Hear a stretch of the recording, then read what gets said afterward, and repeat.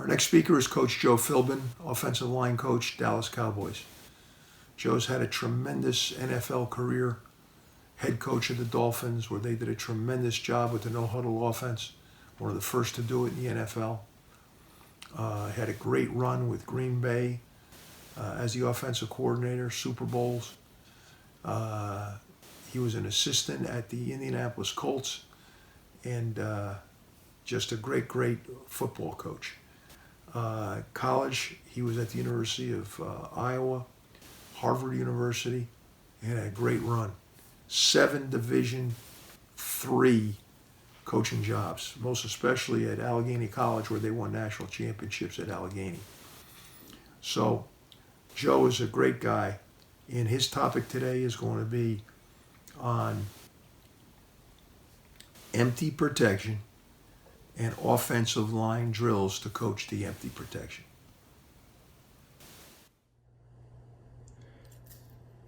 Hello guys, my name is Joe Philbin. I'm the offensive line coach of the Dallas Cowboys. I want to thank Coach Deleone for giving me this opportunity to spend some time with you guys and share a little bit in regards to pass protection. You know, when Coach and I talked a little bit earlier in the spring, one of the things I mentioned was after watching a bunch of college draft film and understanding where the high school game is going in relation to the emphasis on the pass game, the emphasis on protection. And like I said, when I evaluated the guys in the draft, it seemed like there was a lot of 5-man protection schemes being utilized. So I thought maybe we could spend some time today, share with you some information in regards to 5-man protections, both from a little bit of a fundamental aspect I want to start with, then move into some schematic issues that go along with it, and then end with some film illustrating some of the challenges and some of the things I think you need to work on to effectively implement a 5-man protection. I want to talk about fundamentals first and some things that I think will make sense. And obviously, this being an offensive line clinic, you know, the starting point for all great offensive linemen is the mastery of fundamentals and techniques. So I want to share with you a couple things just from a philosophy standpoint, and this I think has tremendous application to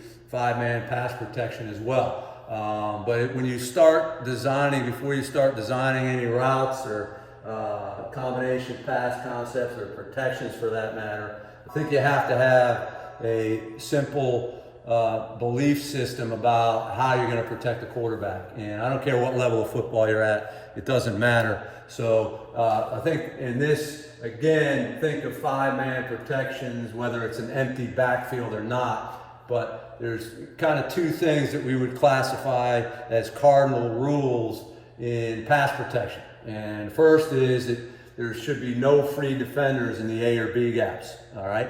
And the second thing is you always want to protect the backside of the quarterback. And you'll see those principles as we start talking and we get a little bit more specific about 5-man protection. I think we have to think inside out when you're talking pass protection, especially in 5-man. You want your quarterback to be able to set his feet, okay, and be able to throw the football, and that starts in the A and B gap. Starts inside. Depth belongs to the center and guards. Width belongs to the tackles.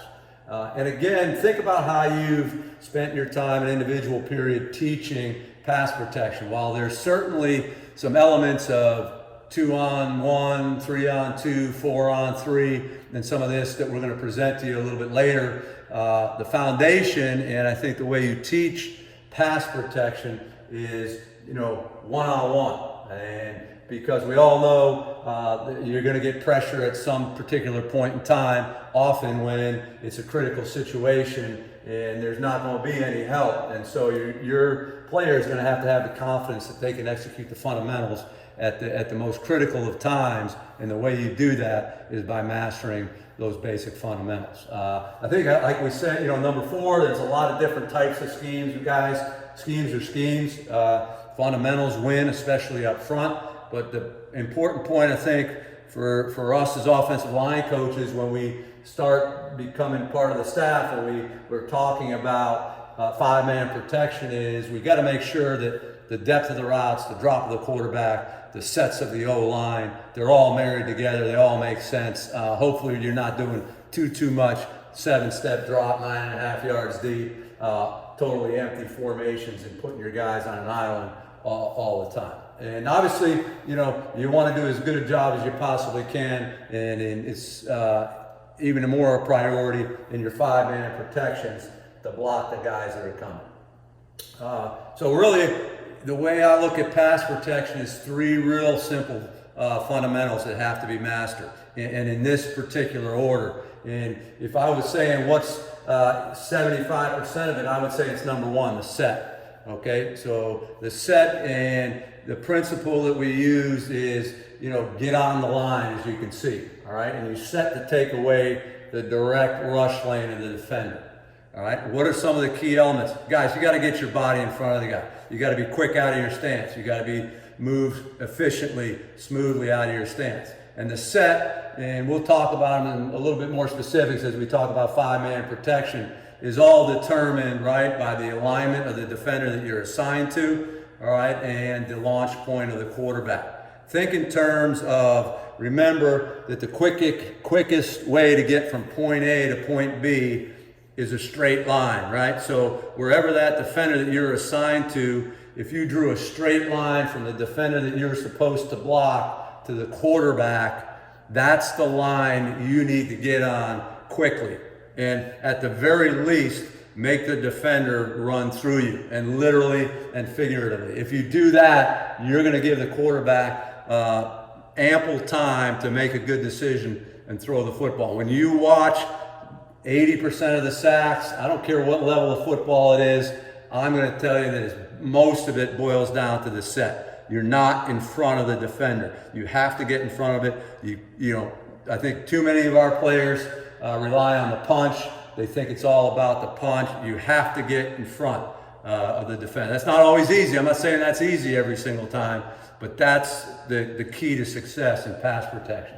The second phase is the punch, to me, the key is timing. We're talking about a jab technique, or much like a boxer. It's short, it's compact. All right, you want to hit with that base of the palm. You want separation from that defender. The reason we use jab as a kind of is an image for offensive linemen in pass protection is, think of the boxer in the ring, right? What does he use the jab for? He really uses the jab to keep his opponent away from him, right? And it's short, it's compact. The boxer has his hands out, up in front of him, underneath his chin, right? He's protecting his chest, and then he just snaps a quick, short, compact. I mean, I always tell the guys, think of Muhammad Ali floating around the ring, bang, and stinging somebody with a jab. Okay, boom. He snaps the guy's head back. He makes him just, shorten up his stride into the rush. Right. There's going to be some absorb. There's going to be some give when that D lineman's hauling ass off the ball. All right.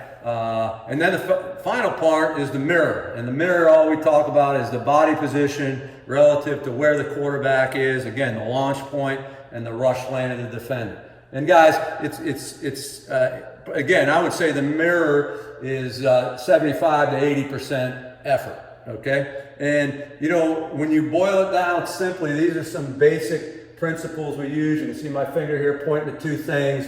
When the defender goes to the right, think of the offensive lineman getting his right hand and his right knee in front. I'm not talking, again, remember, we're inside out. I'm not talking about nose to nose and head up, but if the defender's rushing my right side, I'm going to be giving up pressures, quarterback hits, tip passes, and sacks if I can't get my right hand and right knee in front. When my shoulder softens, when my hand and knee aren't in line together, I'm going to have problems. Same thing when he goes left. I mean, simple stuff. Set, punch, mirror. The set, I believe, is probably 75 to 80% of it. Punch, again, short, compact, timing. Get your hands on him, get separation, use your length, make him start again a little bit, slow down the rush there. Get your hands up in front of you. All right, don't show him your chest so he can get into it, and then mirror. All right, and then back down there, again, you can look at all this stuff. Let's talk about some common footwork involved in your pass set. All right, because this will come up when we get to the film, and I want to talk about it now. So typically, the first step we talk about is a kick step. All right, and it's usually with the outside foot for depth and width. I've always talked, I don't care if it's a running game or the pass game, I don't really believe a lot in 2-inch steps, 6-inch steps, 4-inch steps, any of that stuff. To me, in a run game, use steps so you can get your eyes on your aiming point. In pass protection, use set so you can get that inside-out attitude on the defender that you're assigned to. Common landmarks we use for a tackle against a guy way off his body, we would want him to be able to put his crotch on the inside hip of the defender. All right, if a tackle's blocking a 5 technique, all right, we would want his outside eye on the 5 technique's inside eye. When we're a little bit further inside, if we had a guard against a 3 technique, we'd want his nose on the inside eye of the 3 technique, right? So they're a little bit firmer. That center, you know, if it's a guy coming right at him on a 0 head up technique, yeah, he can get headed up. But remember, guards and tackles, we're an inside out pass protection team. So that first step is with width and depth, however deep and however wide it has to be. Where does it have to be? You have to get on the line. And we'll talk a little bit about vertical sets. We don't have to be directly straight back if we're an offensive tackle, right? And again, so it's common sense footwork. You're setting to get on the line and take away the direct rush lane of the defender, period. In run blocking, you're stepping to get your eyes on whatever aiming point we gave you. That's it, all right? So anyway, and again, general rule, tackles will have a little deeper kick step than the guards. The further off the body the defender moves. So you kick to a defender who's aligned outside you, right? The lateral step doesn't come up as often. I mean, picture an uncovered guard sliding inside maybe to work with the center to a declared linebacker away from him, right? A right guard in this little diagram that we have here, he might be stepping with his left foot to slide toward the center. You know, when you want to get to the adjacent lineman, that's just a fancy word of a guard getting next to his center. I mean, again, keep it simple. Get those feet in the ground. The one thing I could have probably talked a little bit more about the kick step, you know, not a big fan of those motorcycle kicks, I call them, where that tackle gets his foot way off the ground. Man, let's keep our feet in the ground. Let's be balanced. Let's not get our feet way off the ground. You know the common reason why don't we want to have our feet high and off the ground. We don't have power. We don't have the ability to change direction great when our feet are off the ground. So we got the kick, we got the lateral step, we got a power step. Guy lines up inside me. I want to take away the inside. My center's working away. Maybe I'm a guard here. Does this make any sense? I'm a right guard here in this box number 3, and I'm power stepping with my left foot. You can gain a little bit of ground. Again, is it 2 inches? Is it 4 inches? I don't know. Take away that direct rush lane. Get your nose just slightly inside his nose so you become inside out there in that A gap. And it could be a tackle against the 4-eye in the B gap if the guard was sliding away. So it's a power step. These are all first steps, right? Now, the second step's critical. It's just like run blocking in my mind. And I wrote down on the bottom, and I probably should have put this up in the top. And I really think the longer I've been around coaching this stuff, the more I believe in it. Shorter first, bigger second. What do I mean? And just think of the run game, right? You give a guy, hey, I want you to get your eyes on, his play side number. Your eyes, lead your body, right? We've all heard that expression before in football. So the first step, getting that first step in the ground quickly and trusting what you know that you have to get on the line. You know you have to get your body in front of that guy. Okay, we know defenses are moving now more than ever. In watching college film again this year, I think college film, there's probably as much, if not more movement than there is in the program. So there's a lot of movement, so you have to have your feet in the ground. And then your replace step, all right, is that critical second step that helps you get on the line. So we say that if the defender, all right, rushes in the direction that he lined up in, then you would want to replace to get on the line and get in front of the guy, okay? And the example here is in the second sentence up here.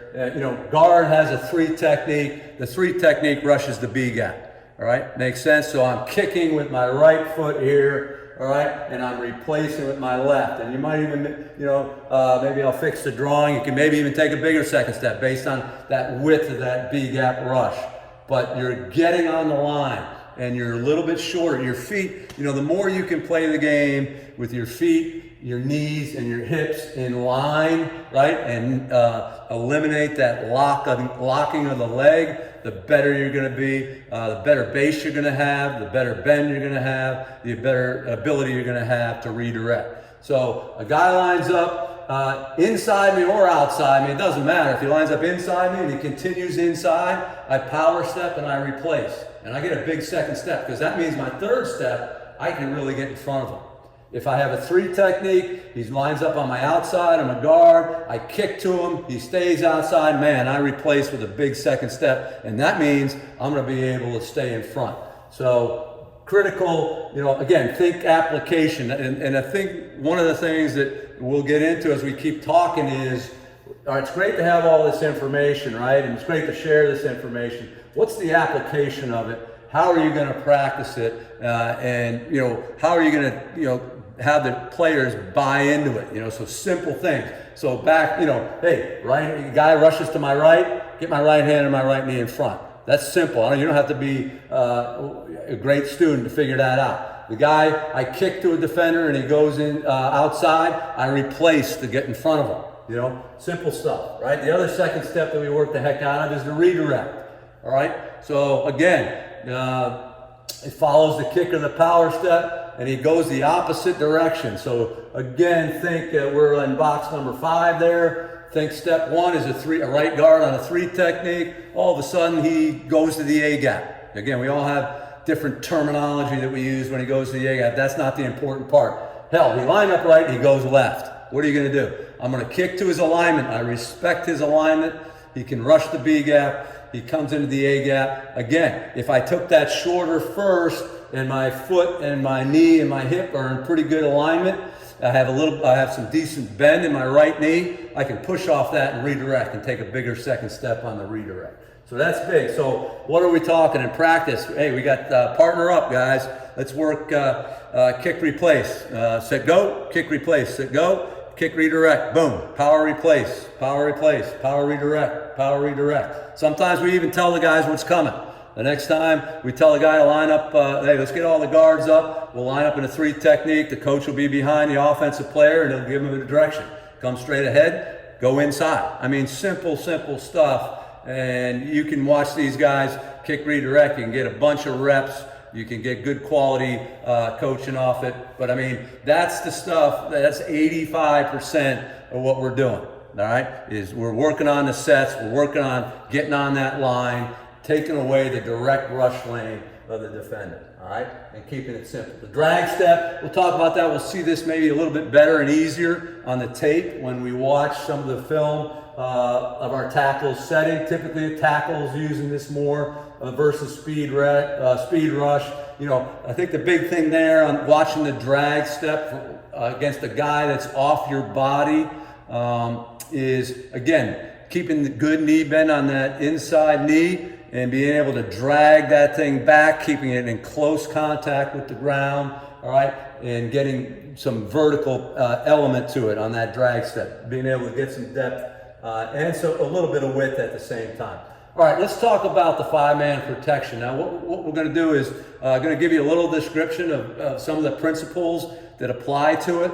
It's not it's beyond not complicated. It's about as simple as you can get in football. All right, let's just call it empty protection. We all got different words. The language really isn't the important aspect of this. It's how are we going to, how are we going to get this off the ground?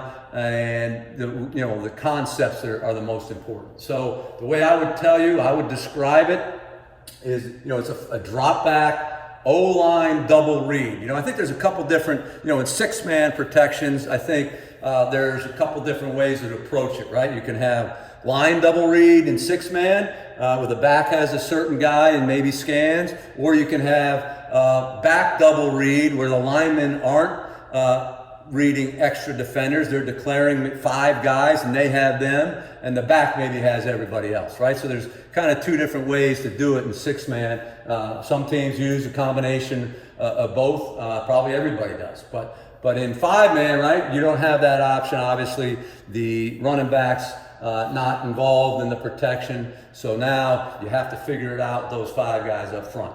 All right, I think obviously whatever protection you're using, I don't care what it is, a run action, a play action, a movement, a drop back, you gotta let these guys know. So obviously in drop back, it's directly behind the center. And again, been fortunate that primarily in the systems I've been in, it's typically 3 and 5 step drop. There's a rhythm and timing aspect of this since there's only 5 blockers. All right. So strain is a kind of a concept. Remember a strainer in orange? You dump a bunch of squeeze some fresh orange juice and you dump it in the strainer and you get the pulp out. Right. So linemen came up with, hey, it's a strain. All right. That's all.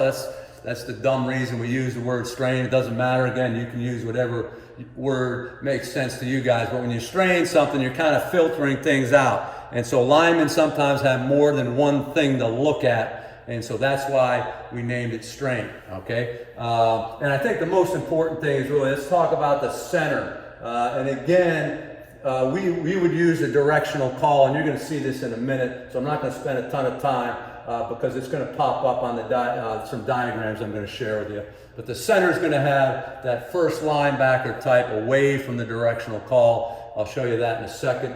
And I think this bottom line, again, conceptually is important, that sometimes you slide or you declare somebody and it's 2 for 2, 3 for 3, 4 for 4, 5 for 5 even.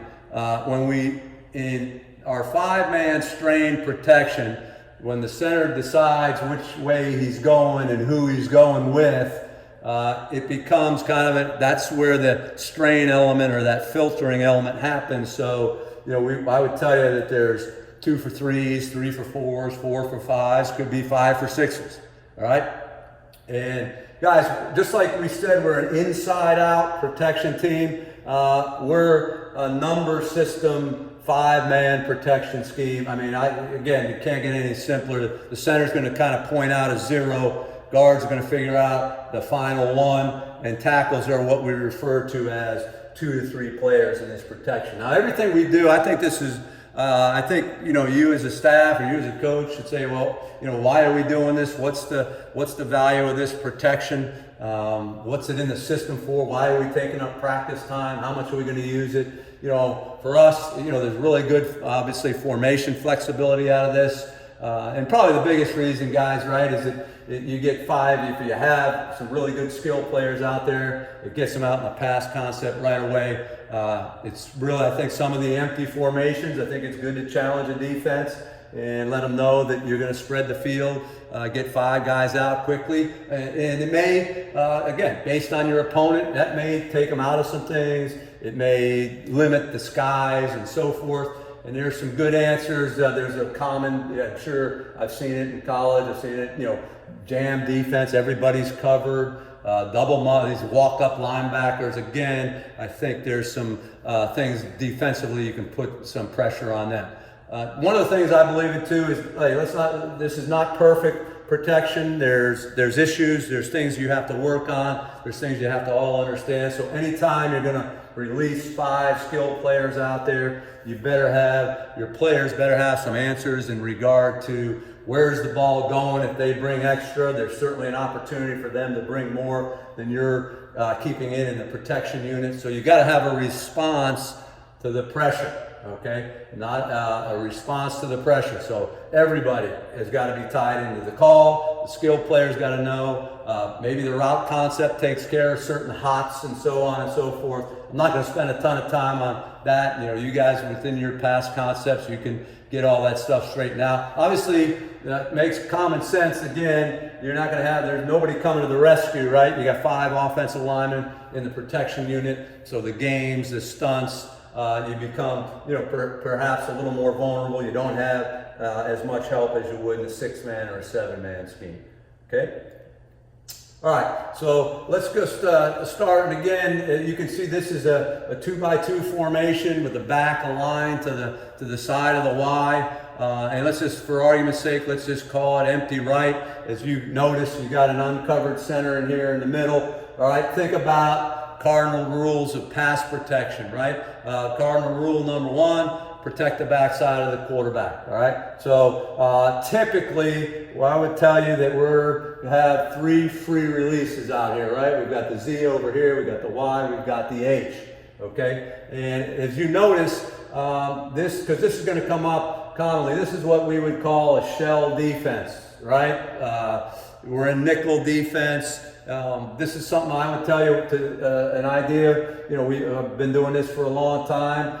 In our playbook, we have the D linemen in a certain color, the linebackers in a certain color, and the DBs in a certain color. And when we go to a walkthrough in practice, the D line wears the same color, the linebackers wear the same color, and the DBs wear the same color. And I think it's the training and every diagram that we show to the players in a meeting, everything that they look at in their playbook or their iPads is all the same. So there's a consistency, and it helps them, I think, in the training aspect of things. But this is what we would call a shell defense. So when you're in 2x2, there's a little bit of a slot presence that they're an understanding in the slot that they need to have. Okay, that the center needs to have in the declaration. But remember what we said, the yellow dot that you're going to see in all these diagrams, that's the declared linebacker that we're working to. Okay, so here we would say, we're in a 3 for 4. Now, technically, it could be 3 for 6, I guess, technically, right? If my math is right, because really, when we're straining, we're working to whoever the hell's in the stadium. If a guy comes off the sideline, potentially we could have a responsibility to him. All right.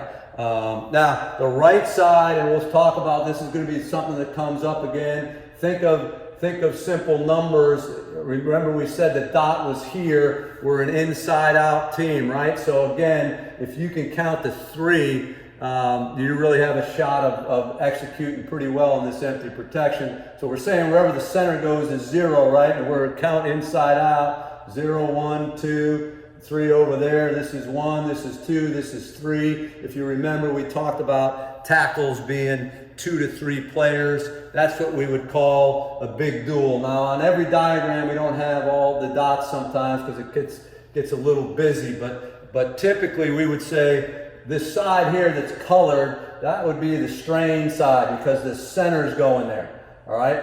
And this would be the side, they're still using strain principles over here because I'm a 2 to 3 player, right? And we're a 2 to 3 player, right? If the Sam were to come up in this A gap, we would want the tackle to come down because this tackle would be number 2 and the Sam would end up number 1 and guards end up on 1, tackles block 2. All right, but again, conceptually, we're double reading over here, we're straining over here. We call this a big duel technique to a tackle bubble. This is what we would call a tackle bubble, uncovered tackle, standard nickel front. So that's kind of how, again, we're going to take a look at a good amount of pictures just to kind of get all on the same page. So we can run it out of 3x1 as well. And again, you guys, you decide on your own playbook and with the past concepts that you utilize, how you call it. You don't have to call it this way, but I would tell you we're more inclined to get into a 3x1, put the back and far, release him, and turn the line away. Why? Because we protect the backside of the quarterback. Okay? So even though this, I would tell you, is a guard bubble, right? There's an uncovered guard here, but the tackle is still in a big duel, right? Because think about it, the dot's way over here. So the center's really saying that's 0, that's 1, that's 2, that's 3 over there, that's 4 and 5 over there. This is really 1 to the left, and here's 2 and 3 over here. All right, so the tackle's in a big duel, and we're thinking, are we in pretty good shape? Well, if they're going to bring the will, they're probably going to have to peel the end, or they're going to have to bring him down. All right, now there's a, well, we'll talk about that in a minute. Don't jump ahead. Then obviously there's going to be some pictures as we go where we're in a, quote, empty formation, and we can go from there. Now you're going to say, and it's a valid question because I mentioned earlier, there's some slot assessment going on by the center in some of these protection schemes. And you could say, well, Joe, can it, you're saying that we're really straining over here in a 2 for 3, but do they really have a reasonable chance to bring this free safety? Who the heck is going to cover the H over there, right? Fair question. But in day one teaching of the protection, I would tell you that we're going to conceptually go in this picture 2 for 3 away from the directional call of right. All right, and then we're going to put the big tackle here in big duel. Again, it can't get much simpler, guys, right? 0 here, 1, 2, 3. There's 4. All right, and there's, you can see the double lines for the 2 to 3 player. All right.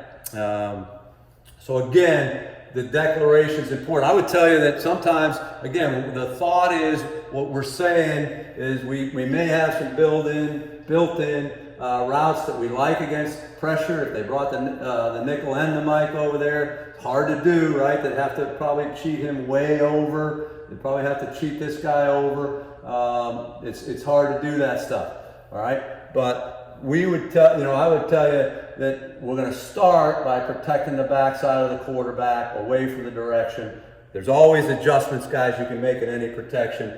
It's not this. I'm not up here suggesting this is the only way to do it. Certainly, you're going to look at pictures and say, well, you really don't have to 2 for 3 this, Joe, because there's not another guy over there. Well, again, who knows? Maybe during the cadence, the strong safety cheats out. They want to play cover 0. Et cetera, et cetera. All right. Now, talking about, and I think again, this is the most important part for us as offensive line coaches. Now, we're not going to go through every point. We're not going to sit here and go A3 for the strain side guard.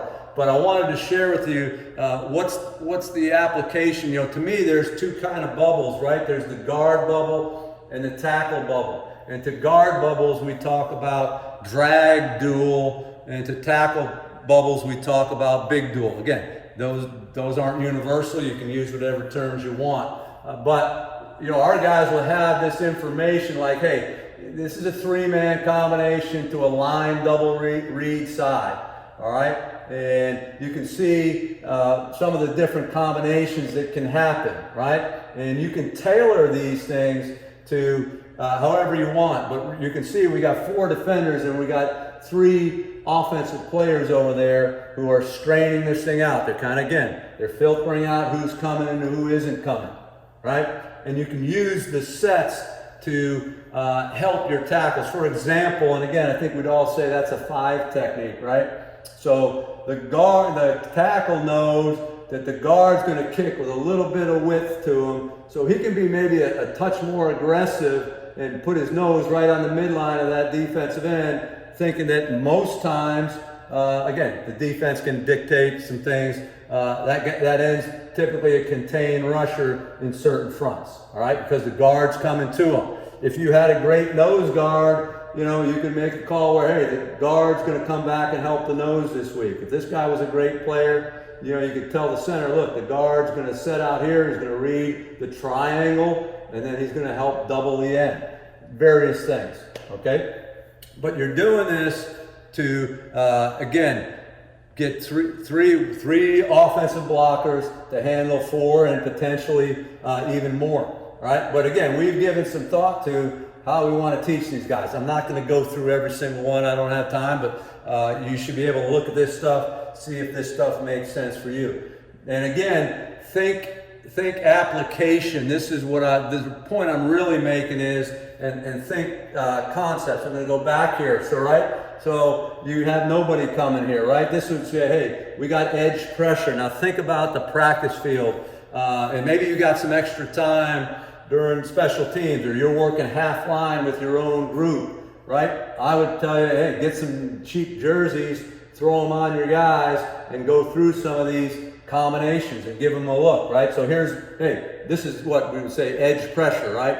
Edge pressure, the inside guys dropping, right? There's concepts, right? Like this concept here. How do you handle two outside the end? You know, the end's going inside, two guys coming outside, right? And again, the tackle would take, you know, the first C-gap threat. Typically, if the Sam's on the line and he's coming, it's probably going to be the Sam. And then we'd have to respond and throw hot off the mic, right?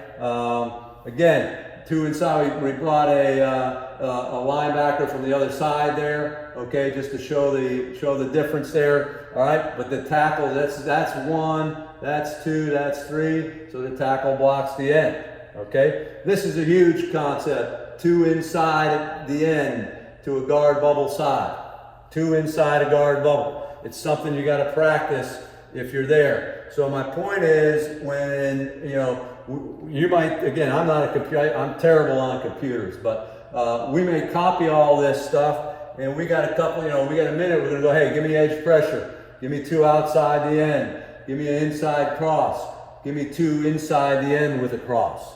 You know, those are things that you're gonna have to drill, you're gonna have to train, your guys are gonna have to know how to respond fast in a game, all right?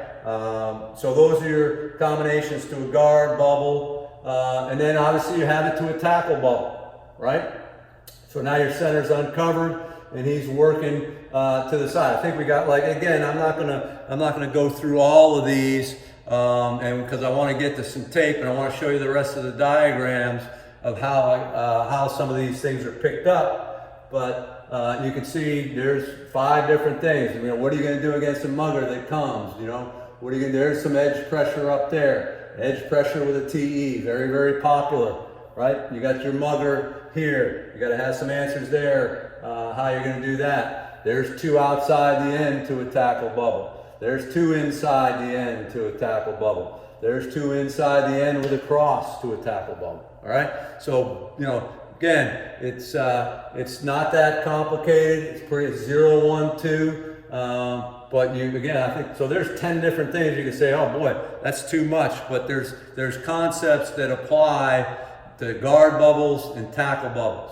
And when you know, once you get some time, you get bang, you train the guys, they'll get used to this stuff and it'll become second nature. But again, centers have 0, guards have 1, and tackles are 2 to 3 players, all right?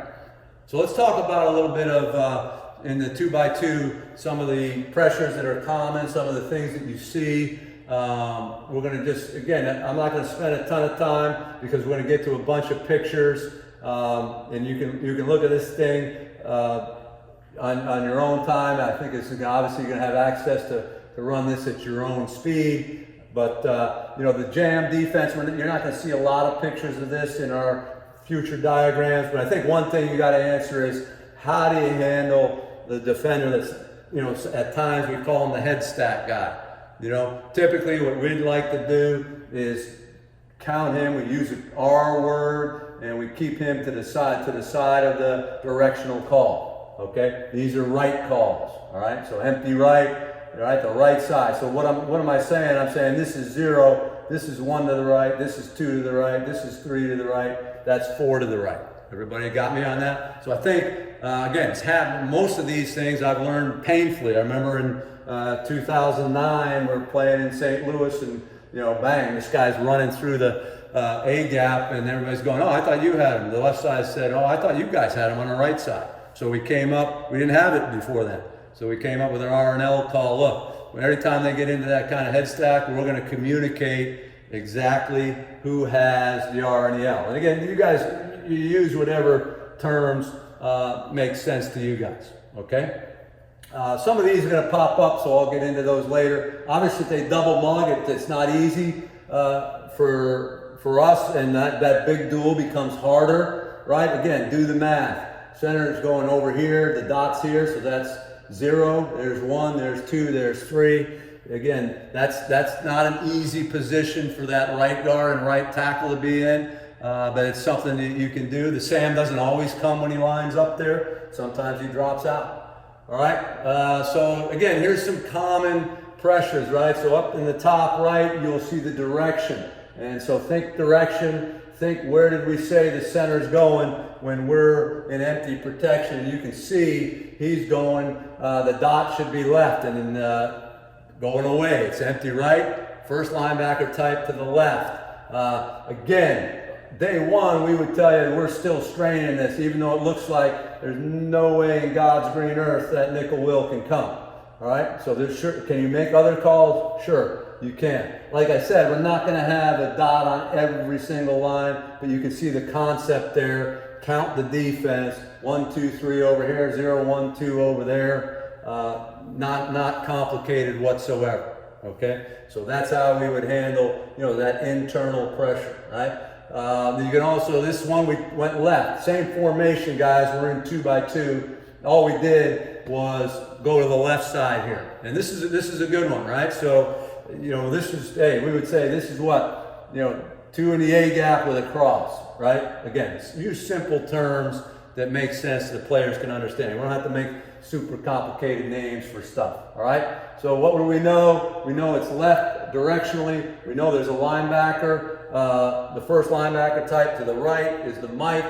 Then we know 0 is right. We know 1, 2, and 3 are there. This is why we say the tackle is a 2 to 3 player. Does everybody agree there that we would want to squeeze that to the left? Squeeze is a term that originally 1 and 2 lined up inside me, and I got to come down to the B gap and squeeze that thing off. The other thing that's you need to work on there is there's a nice exchange there for the center and the left guard to pass off the 2 internal pressure by the Sam and the Mike. All right, so 2 inside with the cross in the A gap, something you definitely want to practice in your 5-man protection schemes. All right, 2 straight ahead in the B gap. Again, they can go in the A gap, they can go in the B gap. You guys should already know it. We called right, so we're going left. We're protecting the gaps. All right, we got to believe the strong safety's got to cover the Y. You would think the end would peel with that halfback. So just because they brought the Sam, all right, just because they brought, so usually it only takes 1 typically, plus the DN. That's the key, away from where the center's going. It takes 2 to where the center's going. It takes 1 plus the DN. So in that picture, you got that picked up. Tackle's got 2, guard has 1. The end peels on the halfback, all right? And you can see should be in good shape there, all right? Now you've got pressure off the slot, right? So again, you're looking at we had some internal pressure there, right? And we had some crossing there, and now we're coming off the edge from the slot, all right? So now it gets, again, you can't be afraid of getting into some discussions and talking about how are you going to handle it. Well, we said the rule was the first linebacker type to the right of the center, if we made a left call, is the linebacker that we're going to put the dot on, right? Well, here, he's pretty much down the middle. And again, we're not trying to split atoms here or confuse you, but here's where for the center and the quarterback, this shell becomes very important to understand, all right? So if you can't grab this guy because he's kind of in that gray area or even maybe front side a little bit, all right, then we would tell you that we would want the center to go out. And why are we thinking that? Again, go back to the first slide. Protect the A and B gaps, protect the back side of the center. So if we had a shell and we really couldn't keep the mic in it, we don't want to have him start looking at the mic and then all of a sudden bounce back out and think we're going to be able to pick that up and pass that all off, right? Because remember, do the math. If he's counting him, then that's 0, that's 1, that's 2, that's 3. You know what I mean? So now when he declares over there, what's the math? 0, 1, 2. It's a lot easier. It's a lot easier pickup. You're not going to be right 100% of the time, but now do the math to the left, okay? Do the math to the left. If that's 0, that's really 1 to the left, 2 to the left, 3 to the left, 4 to the left. Make sense? So the left tackle is big duel. Really, again, we didn't want to draw 97 lines on this stuff. it really starts over here on the mic. All right, which again isn't great, but you're banking on the fact, why did they move the mic all the way over? They're probably got to match these two routes by the Y and the H. All right. Okay. Okay, we got a directional call of right. All right. This is, you know, what we would call two guys holding hands over here. It looks like that linebacker, draw the line down the line there. Looks like we should put the dot over here on the free safety. And again, do the math. This should be 1, 2, 3, 4 to the right. Okay, and we should be going left here. All right, and again, there's that big duel, and again, I've already made that point about the lines. Protect the quarterback's backside. We got 3 good releases over here. We would like to shut down one particular side, and we use that term, not have 2 live sides for the quarterback. Okay, again, another edge pressure, different type now, coming off a different side, coming off the side of the directional call. We just had the nickel will coming off and the free safety coming off away from the direction. Now we've got it coming off to the direction. Okay. So now what we're going to do is, again, do the math. All right. There's nobody over here, typically on the empty left side. Okay. So what we're going to do is, as you see, we're going to kind of move it and basically flip the protection. All right, there's nobody even over there for us to really double read. Okay, it's a one high look. It's not a shell. Remember, it's not a shell. So there's no way in hell this guy can come. There's nobody here that really in the A or B gap. All right, so we're going to move it over here. We're going to grab this guard here now and slide it to the left. Okay.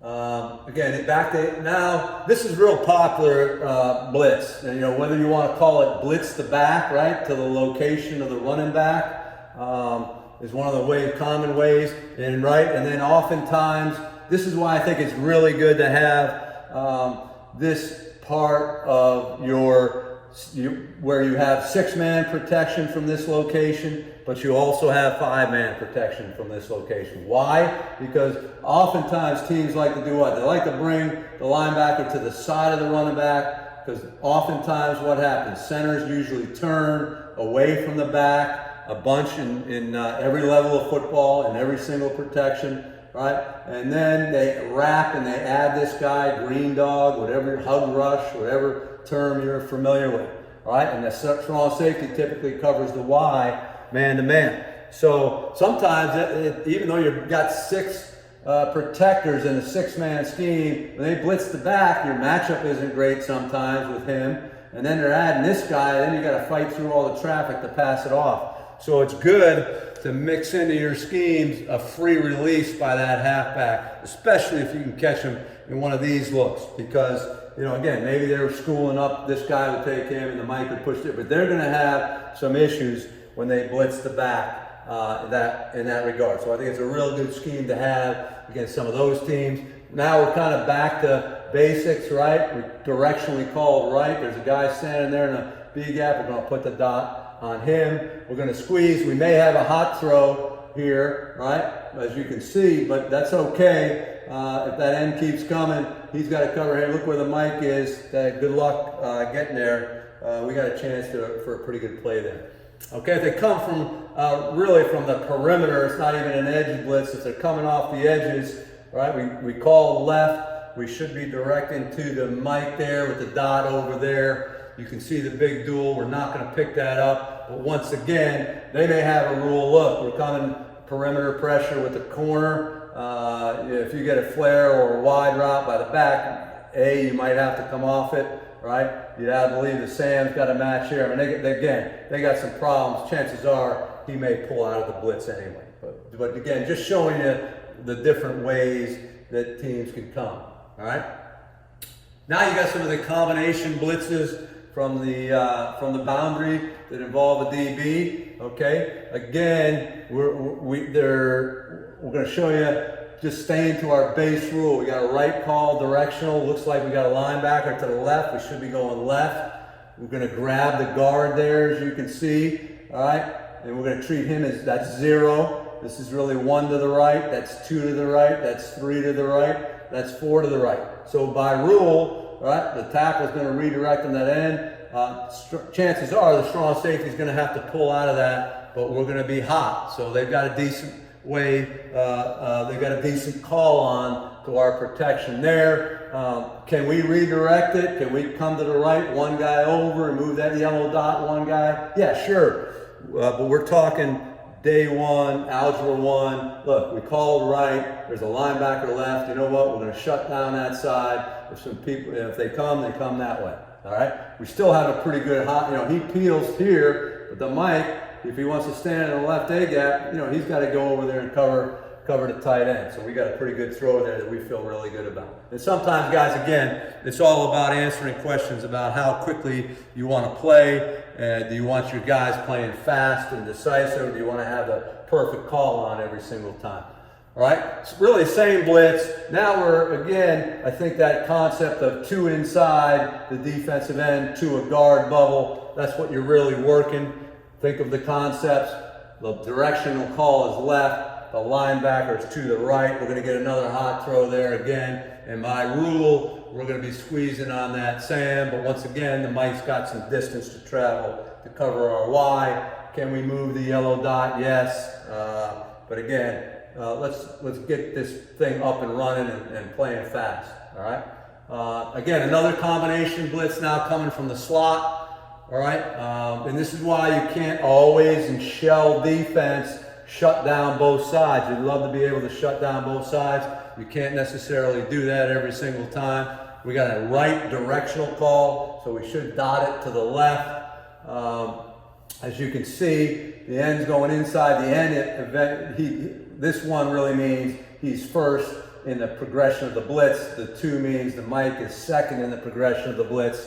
But ultimately, at the end of the day, because he's going inside, he becomes 1. The Mike becomes 2. We should throw off of that nickel will. Okay? So there's definitely some in shell defense. There's a chance you could be live. Either way. Okay? Either way, and obviously based on which way they potentially spin it. Okay? We got the same thing. It's really a replacement blitz. Instead of the will coming, we're bringing the safety. And what is it again? Guard bubble. 2 inside the end to a guard bubble. We use the term when you're a tackle, a 2 to 3 player to a guard bubble in a strain protection concept, you have to locate the near DB. Where's the near DB? So here you can see right there how we would pick that up. We call the left and the directional call. Again, keep the game easy, guys. We went right. My rule is 0. That's 0 there. I'm 1. 1 comes. I'm a 2 to 3 player. I locate the near DB. I've got the blue. That guy's coming inside the end. I'm going to take him. All right. The other thing that's so important on the squeezing when the quarterback's tied into these routes is it's an easier throw if I take. Now he wouldn't wait if he was 6 yards off by the time he hit. The end would still have been number 2. And we would have just thrown hot off of there. But if they're coming close, that they're real close, then you would want the tackle, I think, to take the inside of the 2. Oftentimes you're creating a hot throw and your quarterback has a better angle to get that ball off and better window to throw the ball. All right, we're going to hit this real quick. We're not going to spend a ton of time. You can look at this. Again, base defense. What's the challenge in base defense? Well, the formations you're using, you may be bringing more guys in, so you're creating potentially more live sides. What am I referring to? What's an issue? Well, take a look at box number 2 over here.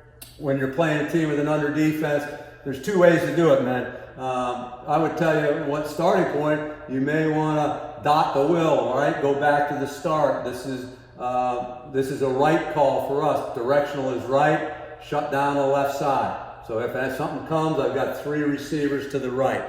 That's sound football. You could also say, well, Joe, if they bring the Sam here, now we're going to have to throw hot. Holy cow. Yeah, no doubt. Can we put the dot on the mic and big duel the left and duel the right? Absolutely. You certainly can.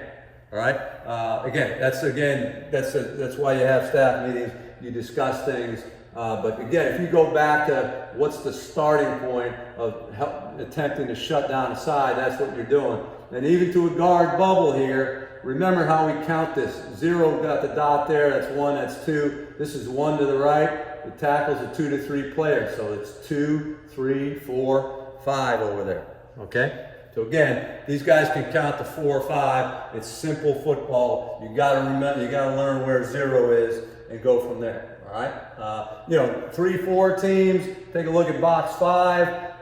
True 3-4. Those are really good rushers on both sides. Yeah, then we would have 2 live sides there. See, there's a whole boatload of dots going on. The more dots you have, sometimes the more chance you have at mistakes, guys. So try to minimize the dots a little. Let's talk about 3x1. It's not anything dramatically different than what we just went over. But I just want to kind of go over it with you quickly here and talk to you about some of the things. So remember how, again, you can line the back up over here and call it right. You can match it to your pass concept however you want. But now what we're doing is we're giving you a passing strength to the right and a directional call opposite the passing strength. Okay? So if you guys were here, if we were doing this at Baylor like we were anticipating, I'd be asking you guys the questions and you'd be getting the answers in 2 seconds, because let's face it, this stuff isn't that hard, right? So think about day 1, protect the A and B gaps, protect the backside of the quarterback. We call left, we're gonna dot to the right, and we're gonna big duel to the left, all right? If that will comes, man, we're gonna squeeze on him, and that means that end's either somebody's got to come and he's got to find a way over here, or he's got to pull out of it. And if he pulls out, we're not hot, because it's going to take away from the center. It takes 1 plus the DN to rush to put us in a hot. All right.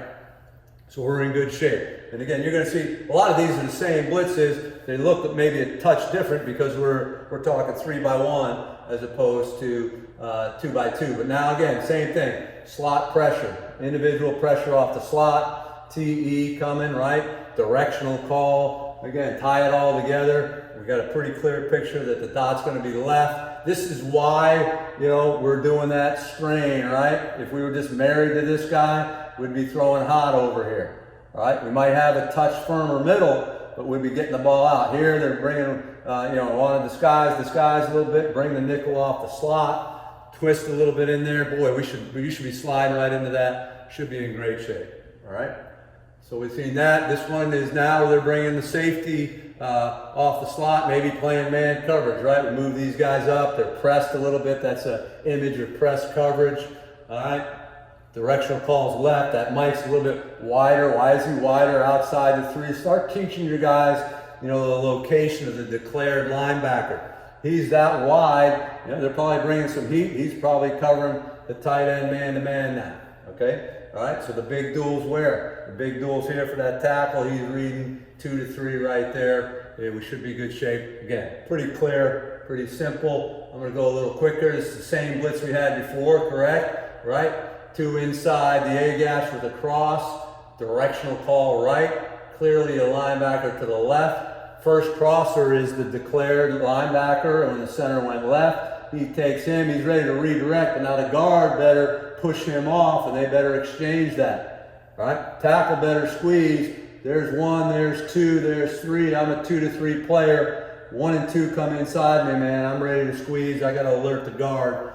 We're squeezing, right? Similar. Same thing. 2 in the B gap, all right? 2 straight ahead. Give me 2 straight ahead in the B gap. Give me 2 straight ahead in the A gap. Give me 2 in the A gap with a cross. You can train your guys and bang, bang, bang. You're getting a bunch of reps, all right? So again, clearly we got a dot to the right, all right? And they're bringing a wheel. We're squeezing here. It's a guard bubble. It's a guard bubble because this is number 1 over here, 0 and 1 over here to the right. 1, 2, 3, off you go, okay? Again, guys, it can't be much simpler. Here's the blitz to back that we talked about, right? This is how it manifests itself in 3x1. We showed you how it looks in 2x2. Again, same thing. 5-man pressure, very, very popular in the NFL. Blitz to back, real popular, right? Centers typically turn away from the running back. when in six-man protections. So again, that's something we always try to work on and see if we can balance up. All right, so there's your blitz to back. That bad news for the defense. Now that Mike's got to cover that halfback. We're dotting the Mike, all right, or they got to come out of cover zero or something, or peel the end, and then we're not hot. We got all day to throw the ball because we protected the A and B gaps. All right. Again, there's your weak side perimeter pressure. Okay, we got a left call right there, so we're clearly have a defender to the right, and you get good common sense, smart football coaches like I'm sure you are. You can sit there and say, Joe, they don't have any way of coming.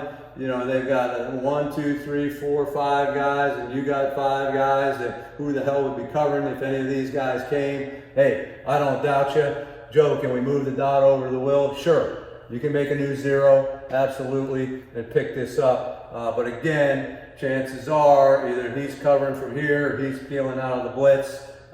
Is this a perfect way to do it? There's no perfect way, but you can teach these guys quickly and decisively who 0, 1, 2 are. Is it hard to change who 0 is? No, not really, but it does take time. It does take coordination, all right? Again, there's your corner cat, there's your corner blitz. We saw it in 2x2. We know what the issues are. All right, we got a linebacker sitting in that A gap or stacking the 3 technique. Man, we're going, it's a right directional call. We're going left 100% of the time. We're going to protect the backside of the quarterback. All right, there's a combination blitz off of the, away from the passing strength. All right, again, we've got a linebacker over there. We're clearly going to go to him. We're going to throw the ball hot. Corner would probably pop out of this and take the back. Is it great? Probably not. It's not great. I wouldn't say that it's great, but then maybe they catch us. All right. You know, typically as well as I do sometimes that these guys, when you have a decent size split here, it's hard for them to bring that guy. They don't bring him a whole lot. They're more likely to bring the safety. So then we got this is 2 inside the end, as you can see, weak. All right, 2 inside the end, and again, they're going to have to typically peel that defensive end to make that happen, or that as you can see, right? They're going to peel the end there, all right, and we're going to have to squeeze. They got a guy to the left, and by definition, we're gonna end up squeezing on him. Now again, we're grabbing this guard for number 1 over here. 0's over here, right? This is 1 to the right. As he goes this way, you're gonna say, Joe, can he pick up the W there? Yeah, he can pick up the W, and then can he pick up him and take the hot off? Maybe, but training wise, if we have, again, think speed of the game, think, you know, soundness 100% of the time. If we have a dot over here and we're sliding to the dot and they bring 2 inside the end, we got to be ready. We have to have a response, period. You know, we may pick it up. We can, if we see it, move the dot to the right. Sure, we can. But again, sometimes you got to, you know, that clock is ticking. You don't have all day. You need your team to respond and do things the way you've been training them all day long. There's your combination blitz from the passing strength, okay? Once again, you're gonna have to have a response there. You've got the yellow dot there. We made a left directional call, and they're bringing 2 to that side. So they're bringing 2 to that side, and the defensive end, ball's gotta come out, all right? You've got some good options here, depending on how hard they disguise it. You got the Will's gotta push all the way to 3 over there. You just got to be all on the same page. Inside out, protect the A and B gaps. Same blitz. Now they came inside the end to a guard bubble side there to the passing strength. Again, we called right, so the dot should be left over the mic. All right. Again, do the math. I got 1. I'm a 2 to 3 player. Oh, the end's going wide. Here comes a new number 2. If it's close, I'm going to take the inside of the 2 because the response throw might be coming right here. That end might be dropping and matching here on the running back right there. All right, the Will should be pushing to number 3 over there, and safety's coming down over here. All right, so again, that'll be a better throw for the quarterback. Okay, base defense, again, you can look at this stuff, nothing really changes there. It's not always perfect. The one thing in under, we're not going to do the same thing in under. We're not going to turn everybody that way. You know, they got a big defensive end here. We're not going to set here, okay, and turn him down inside. We are going to big duel both sides on that. Just as you know, you can see again the picture of the jam defense where we want to make sure that we designate somebody to take that, okay? Again, when you look at empty, we're not going to spend all the same concepts, guys. Nothing has changed. We're going to give a directional call. We're going to dot somebody away from that call if there's somebody that makes sense to dot. If not, we're going to just go, you know, again, play fast, play decisive. We're in empty right. Again, we're going to be, chances are, dotting that will over there to the left. There you see it. Okay, we're going to have our big dual concepts. We're going to get the backside and the A and B gaps nice and clean. All right. We got empty left over here. All right. So empty left, we're looking to the right. We should be putting the dot on that will. Right. And again, we're filtering that thing out. So the guard, we're in a guard bubble situation. We're going to bring this guard over here. Okay. So remember, this is really 1 to the left. This is our 2 to 3 read over here. This guy ends up 0. He ends up at the end of the day 1. He ends up at the end of the day 2. And the will ends up at the end of the day 3. Okay, so I think what a lot of teams, some teams are doing a good job of is they're, you know, kind of keeping teams here, keeping a guy in the box to get you occupied. If you just say, oh, we're going for these 4 guys, they're going to push him out, bring him, and all of a sudden you're going to be throwing hot, or your tackle's going to be going, should I go in, should I go out? You certainly can get this blitz, still our same old 2 in the A gaps with the cross. All right, that end will match the Y most likely over here. All right, and you bring a 2 inside. Again, teams are going to challenge your ability to keep the A and B gap clean. You got to be clear on where you're going. We made a right call. Dot should be going left. 2 and 3 are here. Well, 1 and 2 are right here. That's 3. All right, so when they come, I got to block 2. Guard's got to squeeze. All right, we got to get a little exchange there between the right guard and the center. Right? Again, same thing here. Boy, it looks like press man-to-man everywhere. It looks like he's going to be a hole player, right? Well, maybe let's see what happens. All right? No, it's not. They're going to do this, and during the K, they're going to probably cheat him and push him to cover a slower tight end, right?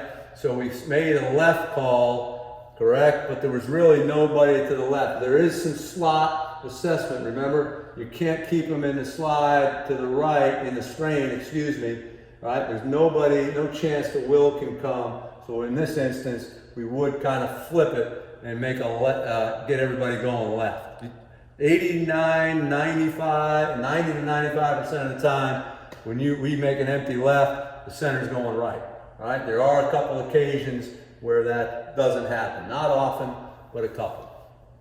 We got a light call here. Got to clearly have a W to the left. So we make the dot on the W, and there we get it there. And you can see there the big duel again. Bad news is we got to get the ball out. Good news is the Will's got a ways to go to cover number 3 when they bring that pressure. But again, they're going to challenge your A and B gap integrity. Another picture of, again, the slot starts as a shell. Okay, as you can see, we got a shell to start, and they're bringing pressure off the edge. Since they disguise it pretty well, we're going to respect that these arrows for the safeties happen late, kind of on the snap of the ball. The bad news is we're hot. The good news is that they're disguising quite a bit. Again, he's going to have to come down and match 2. He's going to have to match the 3rd receiver. There's a lot of green grass there. We get the ball out of our hand. It should be in good shape. We got those A and B gaps clean. Anybody that's coming free, guys, are coming free off the edge. All right. Okay, now what we want to do, guys, is we want to take a look at the tape and see if we can apply some of the things that we talked about, both from a schematic standpoint and obviously get into a little bit more of the fundamentals.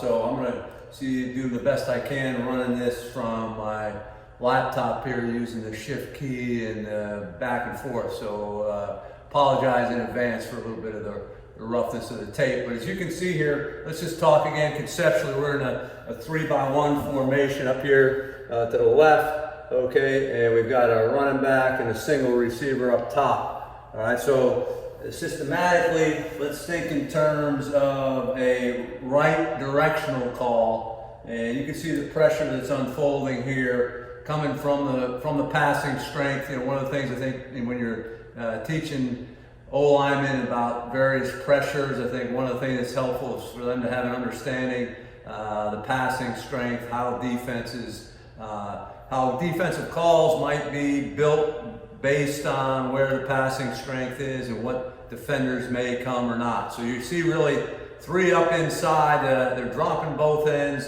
and they're bringing both defensive tackles in a contained mode. So there's a 5-man pressure. You can see it's a 1 high zone. Let's go to the end zone. Let's talk about again how simple this protection is when you talk about a numbering system for the defense. So I think we'd all agree that's 0 over there.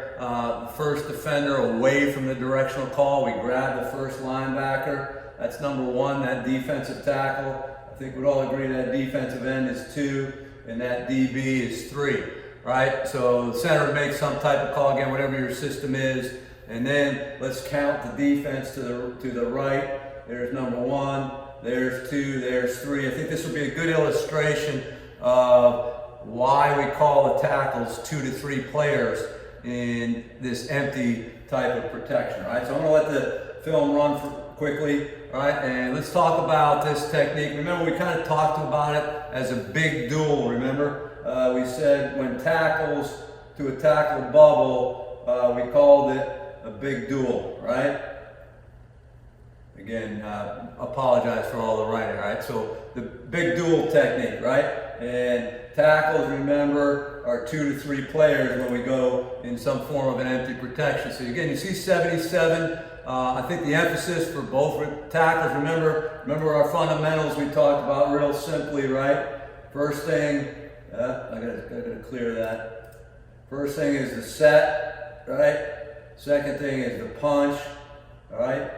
And the last thing is that mirror phase where we're keeping our body in between the assigned defender and the quarterback. The set might be, again, 75% of it, all right? Based on, how you think about pass protection, right? Getting our body in front of the defender, making them at the very least, go through us. So you can see 77 there. There's your kick and drag, right? Remember we talked about a kick step and a drag step by 77. Good news, keeping his shoulders square. Here's a concept here in the blitz where really 3 becomes 2, right? 2's dropping out of there, 3's coming inside. Remember that this is 0 and that is 1. So your tackle is a 2 to 3 player. Remember we said the concept over here. If 1 and 2 come inside, forget about number 3 tackle. You block number 2.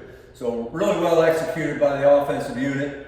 See the center there. Again, based on the drop of the quarterback, don't give up too much ground there. Guard, the right guard on that big duel. You'd like to stay maybe a touch square. The only thing, if you want to be picky about footwork for the right tackle, maybe keep those feet up underneath you a little bit. Let's not have those legs locked. Possibly a little more base over here, a little more bend, not quite as upright and locked with that foot, all right? But really nice execution, good sound football. Again, sometimes it's just, I don't know how big the game is, 3-4 yards, but I know one thing, that this team, when an opponent is bringing 3 up inside the defensive tackles, what are they doing?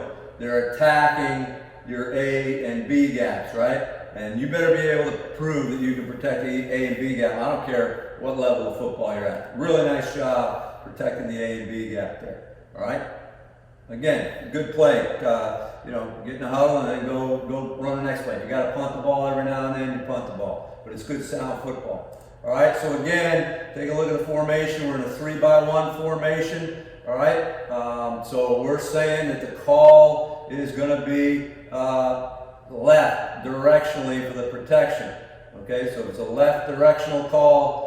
All right? The center's going to be looking for something to the right there, all right?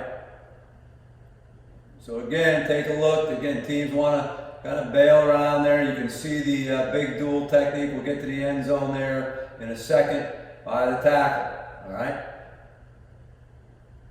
Again, what pressure do we talk about? The teams really like to do. They really like to blitz the back, and you can see it here in this picture where that linebacker is coming to the side of the back. All right. So what we're saying in this picture is the center declared this defender is 0 over there. Right. So this made him 1. He's 2. He's 3. There's somebody out again. Sometimes you have to count to 4. We all agree this is 1, this is 2, this is 3. Once again, you're talking big duel, right? By a tackle to a tackle bubble side, where you say that's a tackle bubble over there, right? This is blitz the back, right? It's coming after the running back right there. A lot of lines. That's good stuff when you get a lot of lines. All right, so center made a right call. All right, you can see a couple things we can talk about there by the left tackle. I would tell you, especially if number 2 is starting to cheat up, this is number 2 clearly, he's in a pressure mode. I don't know that you need to really kick outside with your kick foot, right? More vertical. Anytime you're in a big duel and number 2 isn't at a lot of depth, I mean, certainly he's not in a lot of depth right there, I don't see the need for a kick step. And again, you can see where the hip is, the knee and the foot. You'd like it to be a little bit straighter of a line, not quite so locked, right? You like to get those hands up in front. Don't have those hands like airplane wings. Again, when defenders move, it's a little harder. Keep that knee, that hip, that toe in a straight line as best you can. Right? Easier said than done sometimes, but that's what you're looking for. Again, good athletic recovery. But once again, take a look at when you protect the inside, it's an easier throwing lane for the quarterback. Again, they out-leverage the defense. I don't know, that's a pretty good gain right there, but it's a nice job protecting the A and B gaps, all right? So once again, we're in a similar formation, right? 3 receivers over here, receiver here, 3 releasing the back to that side. So we're thinking that this is a right directional call, all right? And let's go back to our rules, what we talked about systematically. Again, tackles 2 to 3, guards end up on the final 1, centers looking for 0, and we think about it as going away and grabbing the first linebacker type away from the directional call. All right, so I think we'd all agree, right, that we're going over here. So if we just count inside out, that's 0, that's 1, that's 2. This is 1 to the right, 2 to the right, 3 to the right. We're saying our center is going in that direction. We're releasing the back that way. All right, again, can't get any easier from a count system. And this is another good picture. Again, what are we not wild about? And you can't see it because of the goalpost. Great, all right. But you see this tackle. He has to be looking at 53 there. Why? Because that's 1 and that's 2. So I may end up blocking number 2. Now in this particular blitz, I think 2 comes all the way in and 1 comes out. So it's a nice little training net. And then there's a cross, right? So the 2 inside backers are coming and they're crossing to the weak side. All right. So again, however you name your defenses there. All right. So you can see the centers. He's got to start pushing this thing. He's got to push the guard. 95. Do we all agree that 95? He was really number 2 in the count, right? This was 1 to the left. This was 0. At the end of the day, 95 became 0. All right.